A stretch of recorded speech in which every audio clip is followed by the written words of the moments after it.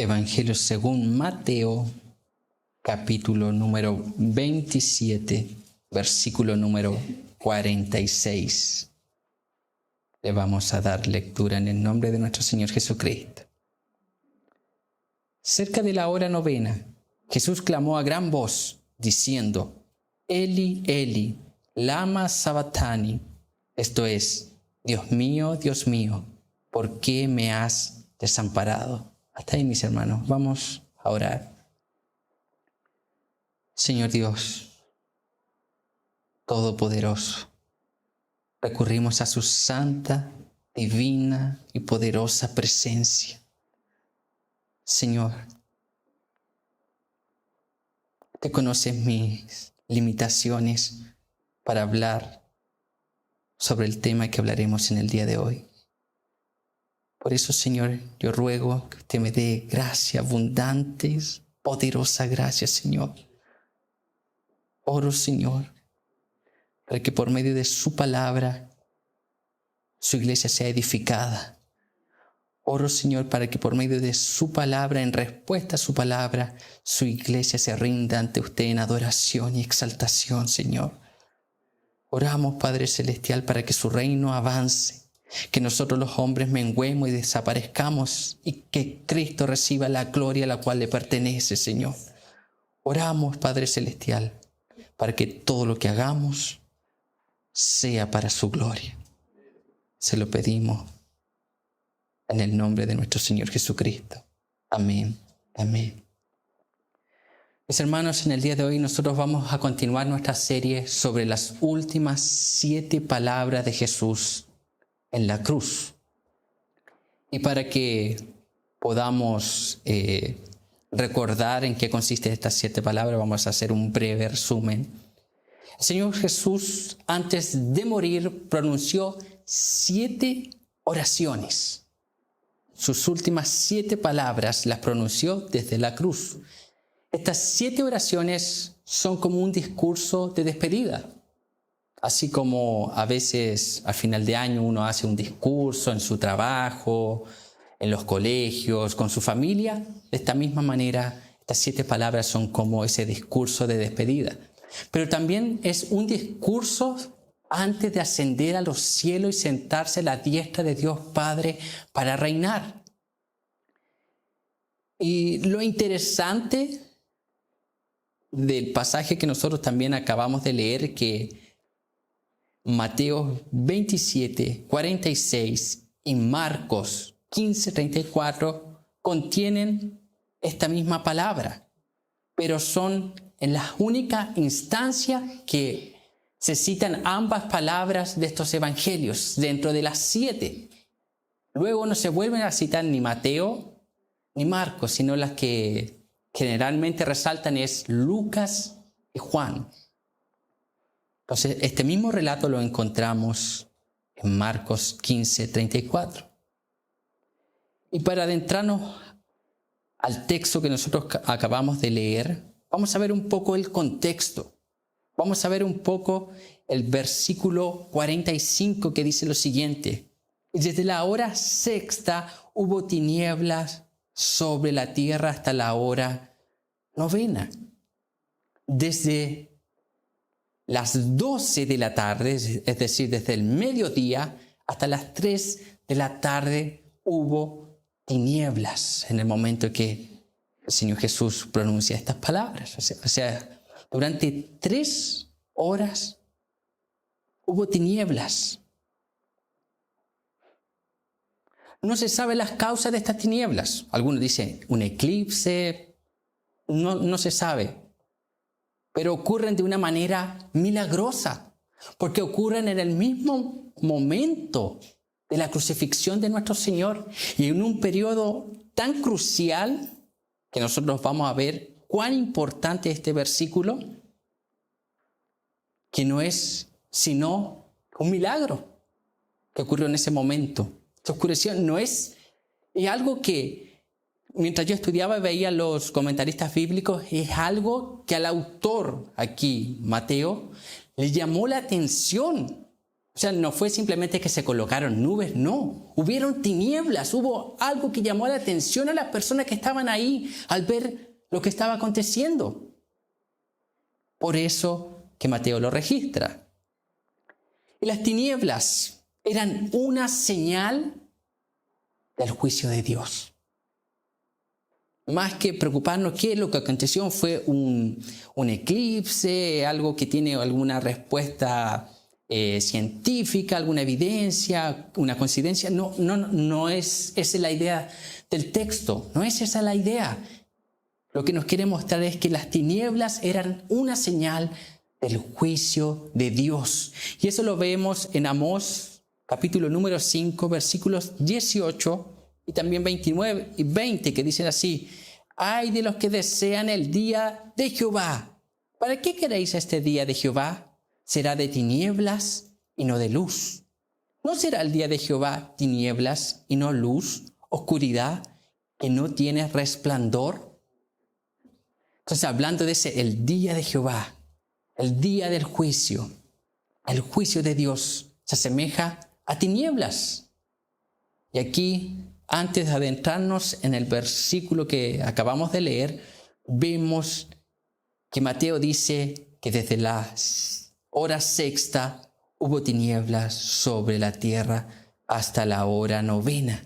Es decir, estas tinieblas cubrieron la tierra, por lo menos aquel lugar de Jerusalén, o el país, como algunos dicen, todo Israel, desde el mediodía hasta las 3 de la tarde. Y hoy nosotros vamos a continuar en esta serie de las últimas 7 palabras de Jesús en la cruz y veremos la cuarta oración que Jesús pronuncia estando crucificado. El texto, versículo 46, dice lo siguiente: cerca de la hora novena, Jesús clamó a gran voz, diciendo: Eli, Eli, lama sabactani.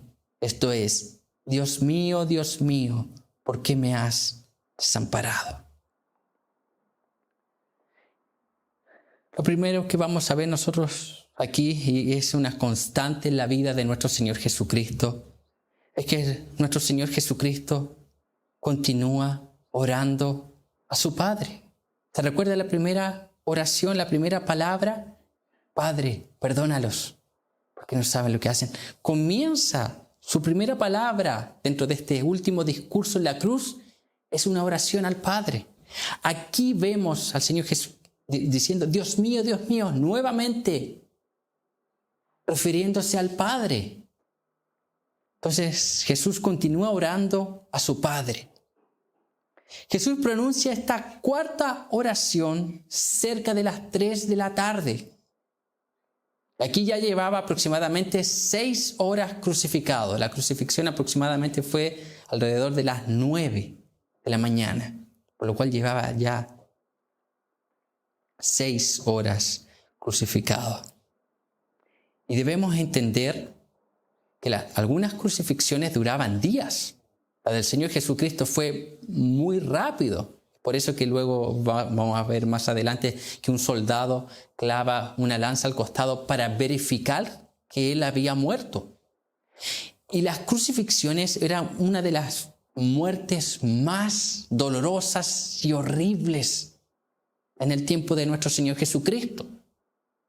Cuando eran crucificados, extendidos sus brazos, clavados, clavos en las manos o en las muñecas, en los pies, después de golpizas brutales en las espaldas, en diversas partes del cuerpo, ellos morían asfixiados.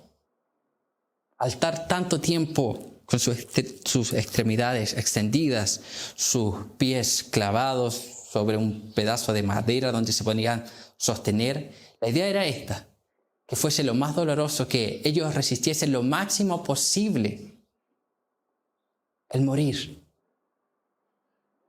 Entonces, cuando alguien estaba ahí colgado y tendiendo los brazos estirado al máximo, no podía sujetarse mucho en ellos, solamente se podía sujetar en las piernas.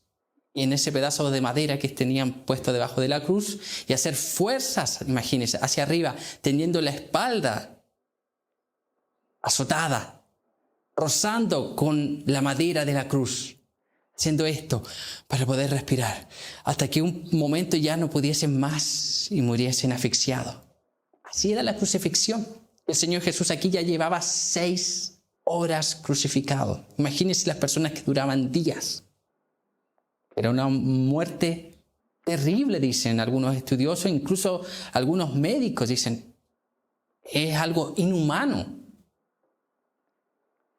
Y en ese momento, ya han transcurrido 6 horas estando sufriendo una muerte horrible, la crucifixión.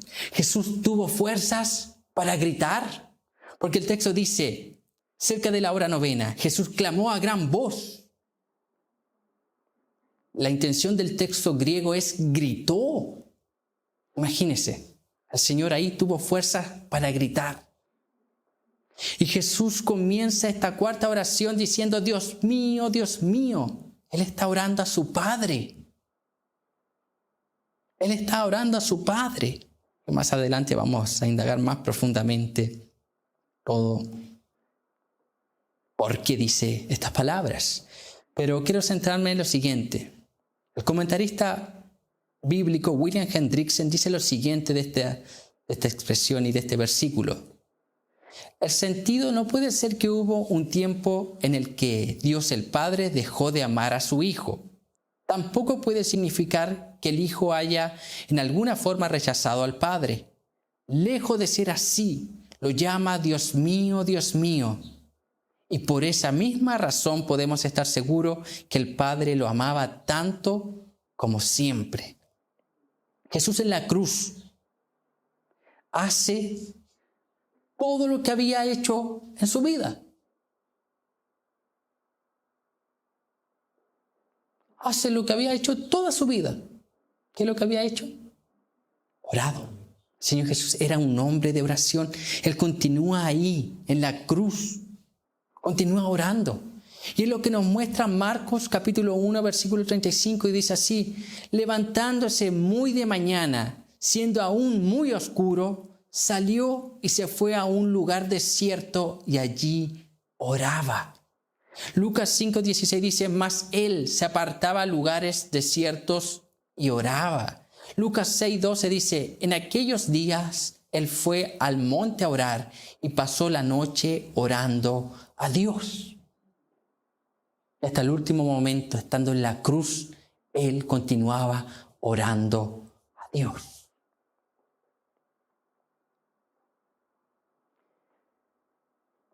Mis hermanos, aprendemos de Jesús a vivir vidas de oración. El Señor Jesús nos está mostrando su vida.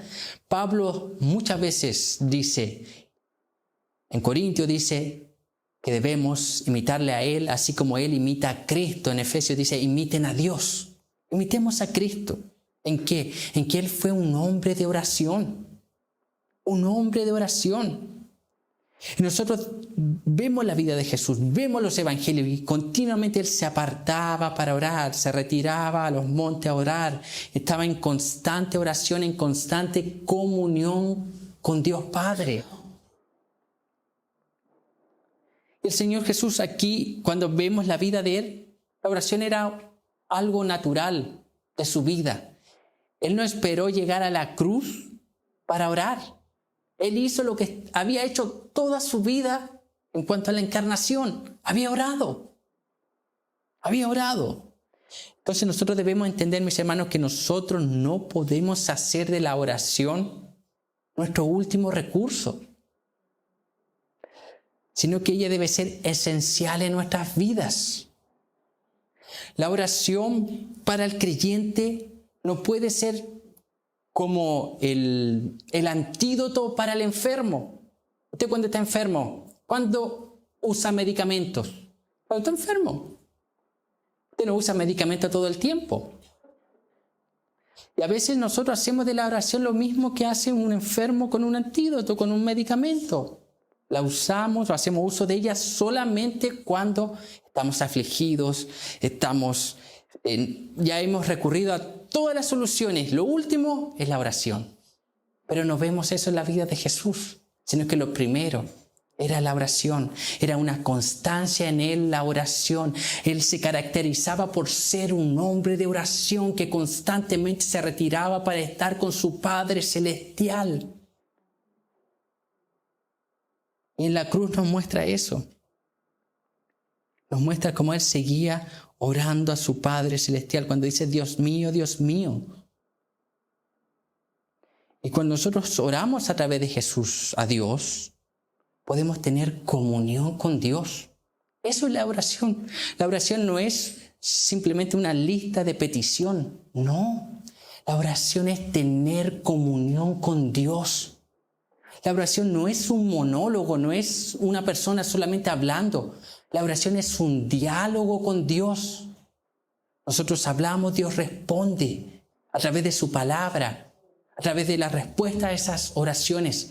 Imagínense que un ser humano, una creación que está en un mundo caído, puede tener comunión con un Dios que es 3 veces santo, que es puro, que es separado, que no hay contaminación alguna en él. Imagínense que un ser humano aquí, una criatura en este planeta, vea sus defectos, vea sus pecados. Puede tener comunión con Dios a través de Cristo por medio de la oración. Es extraordinario. Es extraordinario. La oración, cuando yo hablo de la oración, yo quedo impresionado, mis hermanos. Porque la oración no tiene barreras. Yo estoy limitado aquí al tiempo y espacio. Yo no puedo ir a otros lugares. A través de la oración a Dios yo puedo llegar a lugares que ni siquiera imagino que existen. A través de la oración, imagínense, pasa primer, segundo, tercer cielo, paso a tener comunión con aquel Dios que es 3 veces santo. Eso es la oración, mis hermanos. La oración es un milagro. Es un milagro, mis hermanos. Nosotros debemos hacer énfasis en aquel arte tan hermoso que es orar a Dios. Qué arte más maravilloso, el orar a Dios. Entonces el Señor Jesús, estando en la cruz, Él continúa orando a su Padre. ¿Qué nos enseña? Que debemos orar en todo tiempo. Es lo que dice el apóstol Pablo a la iglesia en Tesalónica. Orad sin cesar. Eso no quiere decir que voy a pasar 24 horas, las 24 horas del día de rodillas. No, pero es una constancia en mí, algo que yo hago. Hay momentos que sí lo aparto para estar solo, pero yo estoy continuamente pensando en el Señor. Mis pensamientos siendo dirigidos hacia Dios, queriendo agradar a Dios, exaltar el nombre de Dios, teniendo una comunión constante en Él, en el diario vivir. Eso es oración, mis hermanos. Entonces aquí vemos a nuestro Señor Jesucristo que continúa orando a su Padre. Y ahora vamos a entrar más de lleno al texto en sí y a lo que enseña más profundamente el texto y continúa diciendo el Señor Jesús: Dios mío, ¿por qué me has desamparado? El Señor Jesús aquí está citando el Salmo número 22, versículo número 1, que dice lo siguiente: Dios mío, ¿por qué me has desamparado? ¿Por qué estás tan lejos de mi salvación y de las palabras de mi clamor? El Señor Jesús, al citar el Salmo 22, Él conoce el contexto de este Salmo.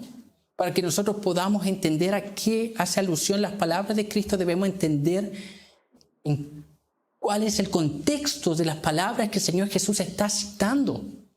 Entonces Él conoce el contexto del Salmo 22, que es un grito de angustia que también el salmista tenía, aparte de haber gritado, de ser un clamor de angustia.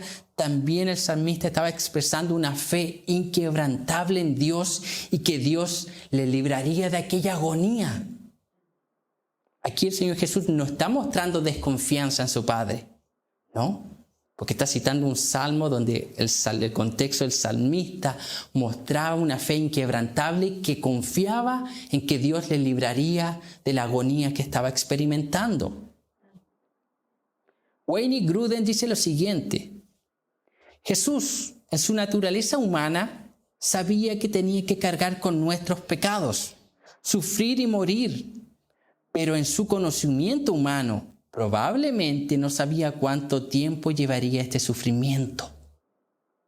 Entonces, algunos estudiosos dicen que la motivación de este clamor del Señor Jesucristo no es que Él desconociese lo que estaba ocurriendo, no es que Él no sabía previamente, y sabemos que Él lo sabía, pero es el tiempo que estaba tomando lo acontecido. ¿Qué estaba pasando aquí en la cruz? En la cruz, nuestros pecados, Dios toma nuestros pecados, los pecados de su pueblo, y se lo imputa a Cristo. Imagínense los pecados por miles de años, pecados pasados de la gente que murió antes que Jesús viniese, que murieron creyendo, viendo esa promesa. La gente que muere y nace hasta que Cristo venga. Imagínense cuántos pecados, cuántos, Señor, cargando en aquel momento. Y es por eso que el peso de esos pecados, de esas transgresiones, estaba durando tanto que dice Wayne Grudem, el Señor Jesús clama estas palabras posiblemente. ¿Por qué? Porque es un misterio lo que acontece ahí. Pero Isaías 53:10 dice lo siguiente: con todo eso, Jehová quiso quebrantarlo, sujetándolo a padecimiento, cuando haya puesto su vida en expiación por el pecado. Verá linaje, vivirá por largos días, y la voluntad de Jehová será en su mano prosperada. Jehová quiso quebrantarlo, sujetándolo a padecimiento. Isaías 53 se está cumpliendo ahí, en la cruz. ¿Y qué vemos aquí en segundo lugar? Primero vemos al Señor Jesús orando al Padre. Vemos aquí el abandono divino por causa del pecado. Gálatas 3:13 dice lo siguiente: Cristo nos redimió de la maldición de la ley, hecho por nosotros maldición, porque está escrito: maldito todo el que es colgado en un madero. ¿Se recuerda Deuteronomio? Que no obedecía a la ley cuando Moisés se para ahí entre medio de esos dos montes. Que no obedecía a la ley, bendición. Quien desobedecía a la ley, maldición. Haciendo alusión a aquello. Y también a lo que dice Deuteronomio 21, 22, 23. Esto es lo que tiene en mente el apóstol Pablo. Si alguno hubiere cometido algún crimen digno de muerte y lo hiciereis morir y lo colgareis en un madero, no dejaréis que su cuerpo pase la noche sobre el madero. Sin falta lo enterrarás el mismo día, porque maldito por Dios es el colgado, y no contaminarás tu tierra que Jehová tu Dios te ha heredado. El Señor Jesús estaba soportando la maldición de los pecados de su pueblo en la cruz. Y es por eso que Él dice: Dios mío, ¿por qué me has desamparado? Pablo dice así en 2 Corintios 5, 21. Al que no conoció pecado, por nosotros lo hizo pecado, para que nosotros fuésemos hechos justicia de Dios en Él. Este texto quiere decir lo siguiente: el Señor Jesús padeció por causa de nuestros pecados. Dios Padre trató al Señor Jesucristo como un pecador cuando Él no tenía pecado en sí, en su naturaleza, pero estaba imputando los pecados de su pueblo en Él. Quizás esto les suene a algunos extraño, pero cuando usted entiende el contexto del Antiguo Testamento, esto no es nada extraño. Mire lo que dice el Levítico 16, 20 al 22, dice lo siguiente: cuando hubiere acabado de expiar el santuario y el tabernáculo de reunión y el altar.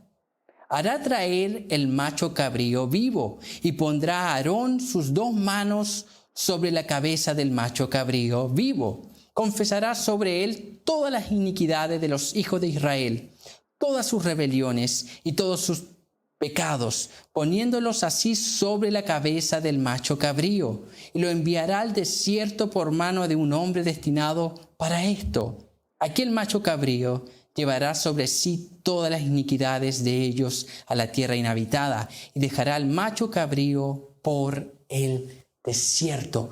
¿Qué debía hacer en el Antiguo Testamento el sumo sacerdote para expiar los pecados, para que las personas, el pueblo de Dios, no sufriera las consecuencias de su pecado? Él tomaba un macho cabrío, un cabrito, lo tomaba y ponía las manos sobre su cabeza, y los pecados de todo el pueblo eran traspasados a ese cabrito.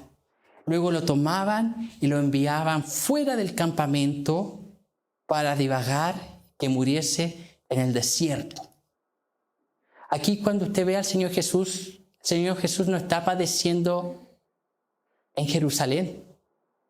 Él está padeciendo afuera de la ciudad, fuera de los muros, dice Hebreos. ¿Por qué? Porque está representando a ese macho cabrío, a ese cabrito. Dios tomó los pecados de su pueblo y los imputó, se los transfirió a Cristo. Y Cristo padeció cargando una cruz fuera de Jerusalén, mostrando el desprecio de Dios Padre por el pecado. Cuando, mis hermanos, el abandono que está experimentando Jesús aquí no es un simbolismo, no. El texto dice, el Señor Jesús dice: Dios mío, ¿por qué me has desamparado? Esas palabras son inspiradas por Dios, son sopladas por Dios, son literales. Era lo que el Señor Jesús estaba experimentando. Él no es que Él pensó que estaba siendo desamparado, no, Él fue desamparado. Él fue tratado como un pecador. Imagínense los pecados de todo su pueblo, los pecados pasados, los presentes y los futuros de diversas generaciones imputados en Cristo. La ira de Dios estaba siendo cargada sobre Cristo. Cristo estaba soportando la justa, santa ira de Dios. Y quizás cuando usted oye este término, ira de Dios, dice: ¿pero cómo? Debemos entenderlo de la siguiente manera. La ira de Dios no es igual que la ira del hombre. La ira del hombre son impulsos incontrolables. La ira de Dios es justa, es santa, es equilibrada. La ira de Dios es cuando, por ejemplo, cuando un criminal comete algún crimen, asesinato, uno de los, no sé, imagínense los peores crímenes. ¿Y qué quiere la gente en la sociedad? ¿Qué quiere? ¿Qué clama la gente? Justicia. Y la justicia, ¿cómo? Por lo menos en Chile, ¿cómo? Según las leyes, debería ser ejercida, llevando a la persona a prisión. Y ahí nuestra justicia es satisfecha. Esa es la consecuencia. De esta misma manera, Dios manifiesta su justicia en forma de ira. ¿Qué quiere decir esto? La ira es todo lo contrario a la benevolencia de Dios, a la bendición de Dios. Es la justicia. La ira es sin misericordia. Usted ve Apocalipsis cuando habla de Jesucristo, que Él es el que pisa el lagar del furor, de la ira del Dios Todopoderoso. Él derrama el cáliz puro de su ira, dice. Es la ira de Dios sin una gota de misericordia. Eso es el infierno. Eso es el infierno. Entonces nosotros debemos entender que Jesucristo estaba experimentando en el Gólgota los terrores del infierno. No es que Él descendió, no, sino que en el Gólgota es como que el infierno mismo había ascendido ahí al Gólgota. Estaba soportando aquello, la justa, santa ira de Dios sobre Él. William Hendrickson dice lo siguiente: Dios el Padre abandonó al Hijo en cuanto a su naturaleza humana, y aun esto en un sentido limitado, aunque muy real y agonizante. El Señor Jesús estaba en agonía. Estaba experimentando literalmente lo que nosotros merecemos. Y mis hermanos, aquí usted no encuentra nada más que en este versículo el Evangelio. Aquí está el Evangelio de Cristo. Y el doctor R.C. Sproul,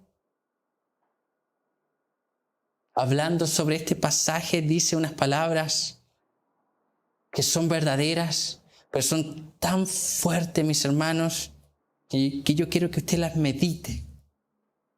Si puede, después me las pide y las vuelva a leer. Él dice lo siguiente, hablando de este pasaje, dice: una vez que todos nuestros pecados fueron imputados a Jesús, Él fue la visión más repugnante que jamás hubo en el universo. Y Dios es demasiado santo para que siquiera mirar el pecado. Señor Jesús, R.C. Sproul dice que el Señor Jesús ahí en la cruz, cuando dice Dios mío, estaba haciendo la visión más repugnante que hubo en el universo. Estaba cargando los pecados de todo su pueblo. ¿Y qué es lo que nos dice Habacuc 1:13? Dice: muy limpio eres de ojo para ver el mal, ni puedes ver el agravio. ¿Por qué ves a los menospreciadores y callas cuando aún destruyes al impío, al más justo que él? La primera parte: muy limpio eres de ojos para ver el mal. Dios es tan puro, tan santo, que Él ni siquiera puede mirar en la maldad, que Él ni siquiera puede mirar el pecado. Cuando el Señor Jesús dice: Dios mío, ¿por qué me has abandonado?, es como si Dios en ese momento hiciera esto. Porque Él no puede mirar el pecado, Él no tolera el pecado. Mis hermanos, Dios no puede mirar el mal. Esto es la causa por la cual volvió la espalda a Jesús en la cruz, porque Él estaba cargando los pecados de su pueblo.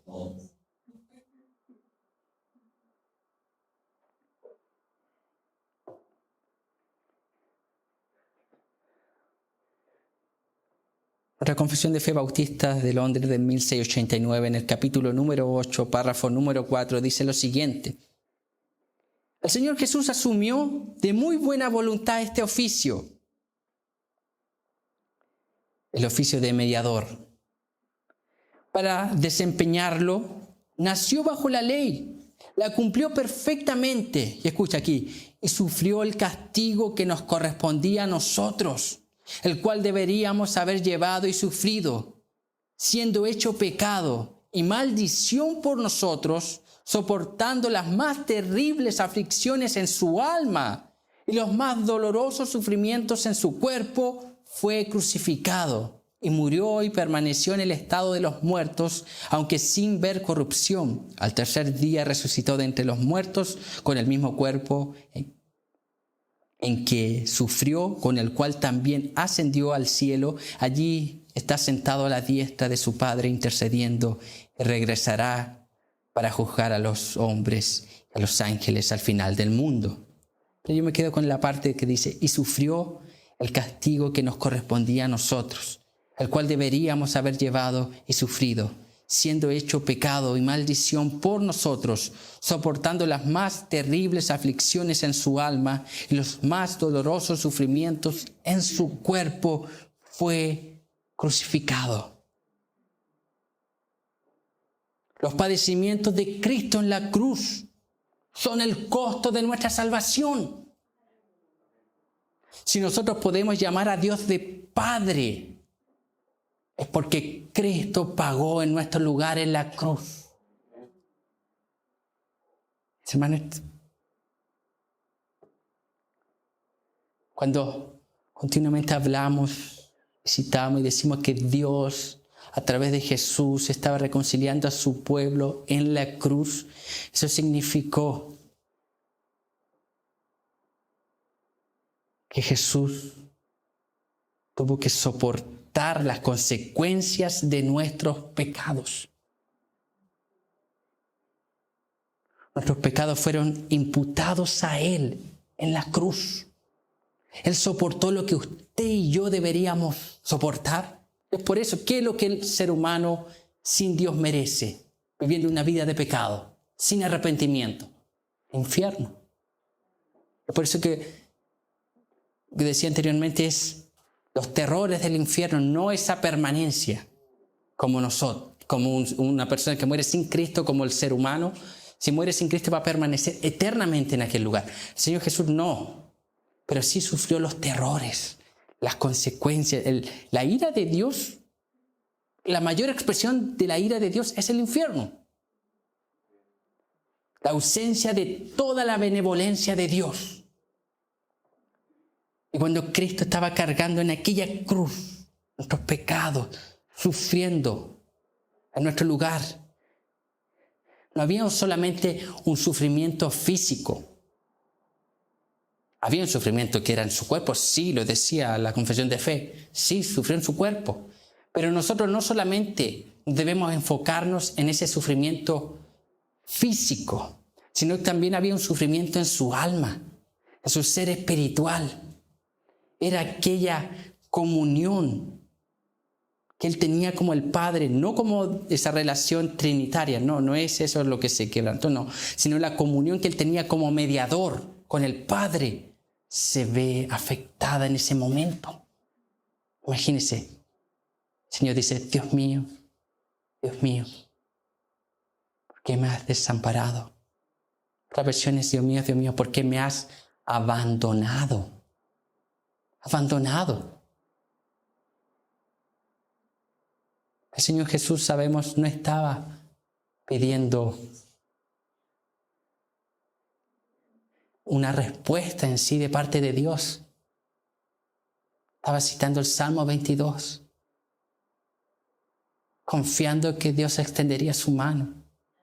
Como dice Gruden, tal vez lo que le llevó a decir esas palabras es que este sufrimiento que él sabía que iba a experimentar estaba durando demasiado tiempo. Imagínense todos los pecados de su pueblo, de toda la historia de los pecados que habían ocurrido, de los que estaban ocurriendo, de los que continuarían ocurriendo hasta que Él venga, soportándolo en aquel madero.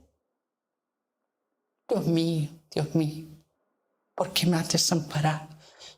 Hermano, este es uno de los versículos más extraordinarios de todas las Escrituras. Este es uno de los versículos más fuertes de todas las Escrituras. Hermano, este es uno de los versículos de estas 7 palabras de Cristo en la cruz más difícil de poder entender humanamente hablando.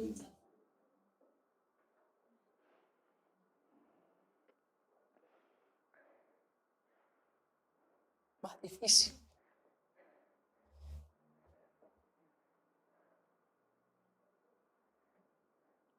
Aquí vemos el Evangelio. Cómo Dios, siendo justo, puede perdonar a pecadores injustos. Porque si Dios es justo, Él no debería perdonar a pecadores injustos. Entonces, ¿cómo Dios puede perdonar a pecadores injustos? Imputando los pecados de su pueblo en Cristo. Y ahora Dios es justo y también justificador de aquellos que tienen la fe de Jesús, de aquellos que depositan su confianza en Cristo. Es por eso que Jesús es el único medio para reconciliarnos con Dios Padre, porque Él fue quien pagó.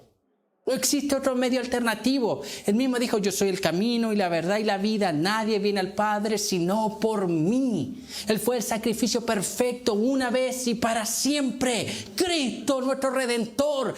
Cristo, nuestro maravilloso Redentor. Nuestro mayor mediador es Cristo, mis hermanos. Cristo. Mis hermanos, para ir culminando, en esta predicación hemos visto lo siguiente. Jesús continúa orando a su Padre. Él no dejó de orar en ningún instante, aun cuando estaba soportando la justa, santa ira de Dios. Él continúa orando. ¿Cuánto más nosotros? Vemos aquí el abandono divino por causa del pecado. Cuando el Señor Jesús toma los pecados y Dios Padre imputa esos pecados en Él, el Padre vuelve su rostro, porque Él es tan santo que ni siquiera puede contemplar el mal. Imagínense en el huerto del Edén, ¿cuántos pecados fueron necesarios para que Dios expulsara a Adán y a Eva? Un solo pecado. ¿Por qué? Porque Dios es santo. Él no tolera el pecado. Él no pasa por alto el pecado. Un solo pecado fue suficiente para expulsar a Adán y a Eva. Pero en medio de esa expulsión también hubo misericordia, hubo gracia. Dios prometiendo a través de ese sacrificio que hace, cubriendo a Adán y a Eva de pieles, prometiendo que habría un sacrificio que vendría años después. Cristo, en aquella cruz. Isaías dice, molido por nuestros pecados. El castigo de nuestra paz fue sobre Él y por su llaga fuimos nosotros curados. El castigo de nuestra paz. Nosotros hablamos que somos justificados y ahora tenemos paz para con Dios. Pero esa paz costó el castigo de Cristo.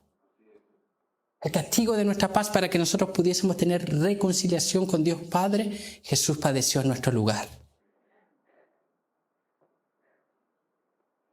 Lo que ocurre en la cruz, en esta cuarta palabra, es un misterio. Es algo que es tan difícil de poder comprender y explicar con palabras humanas. ¿Por qué? Porque en la cruz estaba diciendo Jesús. Jesús tenía dos naturalezas. Él era 100% Dios y 100% hombre. Esas naturalezas eran distintas. Esas naturalezas no se podían mezclar. Y esas naturalezas eran indivisibles de la persona. Entonces, ¿quién está padeciendo en la cruz? Es el gran dilema. Un misterio. Un misterio porque es por causa de la naturaleza humana. Como decía William Hendrickson, que el Señor Jesús experimenta ese abandono. Sí, pero esa naturaleza humana está en la persona de Cristo. Y que la persona contiene también una naturaleza divina. Entonces, ¿puede Dios morir? No. Ahora, ¿cómo lo logramos explicar? Es un misterio. Es un misterio. Mi hermano, para que usted entienda, Martín Lutero se apartó para estudiar este versículo un tiempo. Cuando él salió de sus estudios, que se había apartado un tiempo, él salió más confundido. Porque es un misterio, mi hermano, lo que Dios hizo en aquel momento para reconciliar al hombre con Él. Es algo maravilloso que nosotros intentamos estudiar y meditar y reflexionar y nuestra cabeza explota. Lo único que podemos decir, gloria a Dios. Gloria a Dios. Nada más. Vemos el Evangelio, vemos cómo Dios diseñó un plan tan perfecto que Él es justo y justificador de aquellos que creen en Jesús. Maravilloso. Maravilloso. Para ir concluyendo, mis hermanos, vemos aquí que Dios no tolera el pecado. Dios no tolera el pecado. Nosotros estamos viendo en Cristo que siente ese abandono. Dios mío, ¿por qué me has desamparado? Dios vuelve el rostro. Cristo estaba llevando los pecados de todo su pueblo durante toda la historia, pero no eran pecados de Él. No era su naturaleza, no era pecaminosa. Cristo no fue contaminado, no. Era un término legal. Pero aún Cristo cargando, siendo imputado nuestros pecados en Él, Dios no lo miró. Imagínense nuestros pecados, que nosotros somos culpables de ellos. Por eso que era necesario Cristo. Cristo. ¿Qué más nos muestra aquí el texto? Los sufrimientos de Cristo en la cruz nos muestran lo horrible que es el pecado. Eso es lo que produce el pecado. Muerte. Separación de Dios. La Biblia dice que la paga del pecado es muerte. Eso es lo que produce. Esto a nosotros, al leerlo, al entenderlo, debe llevarnos a que apartarnos del pecado, a detestar el pecado. Porque lo único que produce es muerte.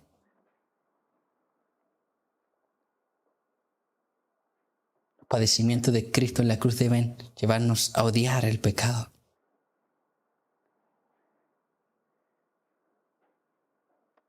Hermanos, si al ver el sufrimiento de Cristo en la cruz, nuestras vidas no son conmovidas, debemos arrepentirnos.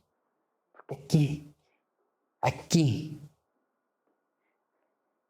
el Señor Jesús está siendo la propiciación de nuestros pecados, aquello que detiene, aquello que aplaca la ira de Dios. Cristo.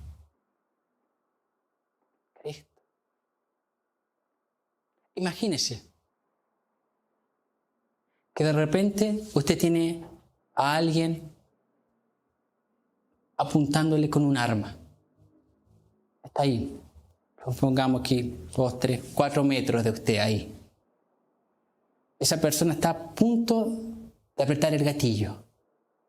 Esa persona presiona el gatillo y de repente aparece alguien por el medio y se coloca ahí. Soporta aquella bala, soporta aquella muerte. Una alusión muy baja, pero para que nosotros entendamos de lo que Cristo hizo en la cruz. Imagínense esa bala. Era la que usted debía sufrir. Esa bala simboliza la justicia de Dios. Dios ve nuestros pecados como crímenes. Crímenes. Entonces nuestros pecados que son vistos por Dios como crímenes, ellos deben ser castigados. Y ahí es la alusión que hacemos también de que el juez. Imagínense que usted cometió el peor crimen. Está ahí, en ese tribunal. Y el juez va a dictar sentencia. Usted es un criminal. Hay evidencias por todos lados. El juez va a batir ese martillo. Y cuando está a punto de abatirlo, alguien dice, ¡no! ¡Detente! Ese juez se detiene y mira. Y aparece alguien ahí y dice, yo voy a tomar el lugar de aquel criminal. Y voy a padecer las consecuencias que él debía padecer para que él quede inocente. Y el juez viene y dice, está bien. Al batir el martillo, el culpable queda libre. El inocente tomó el lugar del culpable y va a la cárcel. Eso es lo que hizo Jesús en la cruz. Y ahora no solo eso. Se recuerda que las Escrituras dicen que Él vivió una vida perfecta, sin pecado, que Él cumplió toda la ley, porque para ir al cielo, inocencia no es suficiente. El Señor Jesús, cuando le habla con los fariseos y le dice que para ir al cielo es necesario justicia. Justicia. Entonces, lo que ocurre en la cruz es lo que ocurre cuando una persona cree y se arrepiente de sus pecados. No solamente los pecados del pecador son imputados a Cristo, sino la justicia de Cristo es imputada en el pecador. Entonces, cuando Dios mira a aquel pecador justificado, ve a Cristo. Cuando Dios mira a aquel pecador justificado, el justificado lo ve como justo, pero no por los méritos que Él realizó, sino por los méritos y obras de Cristo. Eso es el Evangelio. Eso es el Evangelio. Que Dios salva a pecadores miserables, no mereciendo misericordia, no mereciendo gracia, mereciendo solamente el infierno a través de Jesús. Y los hace justos. Ahora, los dolores y padecimientos de Cristo, nosotros no los podemos comprender. Los dolores y los padecimientos de Cristo no se comparan a ningún otro dolor que el ser humano pueda experimentar. Él cargó los miles y millones de pecados. Nosotros solamente cargamos, ¿usted ha visto? Solamente cargamos nuestros propios pecados. ¿Ha visto cuando un salvo peca? Cuando un salvo peca, empieza a sentir, ¿por qué lo hice? Pero, ¿cómo lo hice? Voy, me arrodillo, pido perdón, Señor, ayúdame. Lo cuán agobiante es el pecado en un salvo. Imagínense en Cristo. Él, no habiendo pecado, y millones de pecados sobre Él. Imagínense la angustia.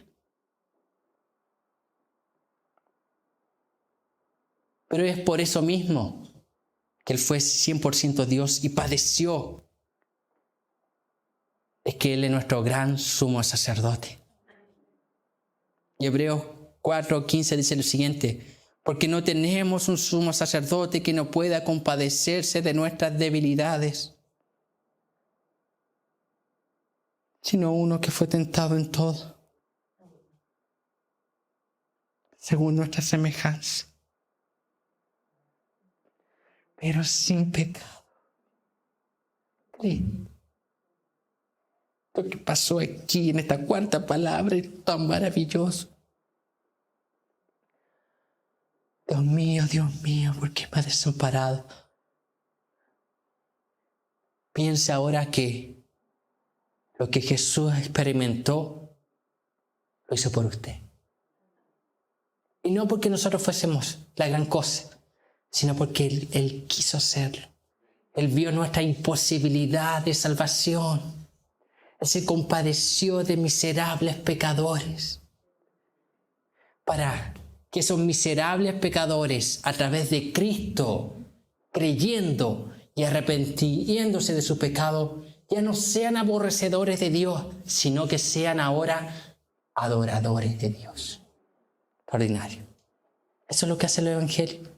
Pablo dice, si alguno está en Cristo, nueva criatura es. Las cosas viejas pasaron y aquí son todas hechas nuevas. Es el poder del Evangelio. El apóstol Pablo dice, no me avergüenzo del Evangelio. ¿Por qué? Porque es poder de Dios para salvación a todo aquel que crea, al judío primeramente y también al griego.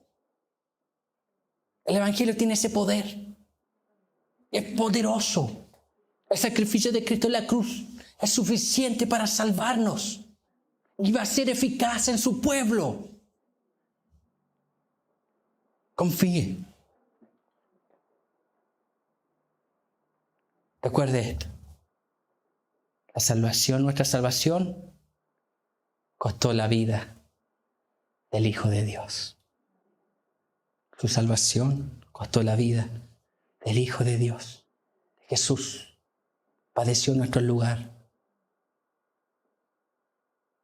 En la cruz, Dios Padre estaba reconciliando a su pueblo en Cristo. Eso costó los padecimientos de Cristo. Jesús sufrió las consecuencias de nuestros pecados. El herido fue por nuestros pecados. Y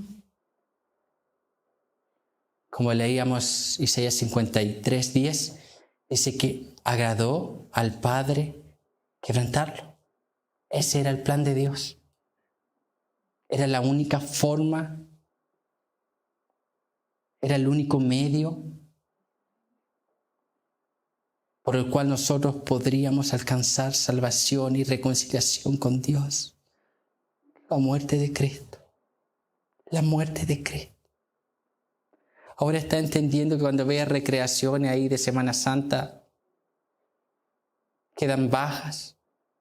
Ahora está entendiendo que no es simplemente el dolor físico, sino ese plan eterno que se orquestó en la eternidad y cómo se desarrolló en la historia, lo que nosotros conocemos como la historia de la redención, y cómo cada paso del pueblo de Dios apuntaba a Cristo. Cada palabra del Antiguo Testamento apuntaba a Cristo, a los padecimientos de Cristo. El tiempo se cumplió y Jesús padeció. Y ahora Él llama a todos los hombres en todo lugar a que se arrepientan de sus pecados y crean en Él. Crean en Él. ¿Está pasando algún dolor, algún padecimiento, alguna dificultad? Jesús lo entiende. ¿Por qué? Porque pasó un dolor mayor, un sufrimiento mayor. Nosotros debemos entender que el sufrimiento de Cristo comenzó de cuando Él se encarna. Solamente que la crucifixión, ya el Getsemaní, los azotes y la crucifixión, el Gólgota, fueron ya el clímax de ese sufrimiento. Y Él nos entiende. Él es nuestro gran sumo sacerdote. Nosotros, al oír el Evangelio, deberíamos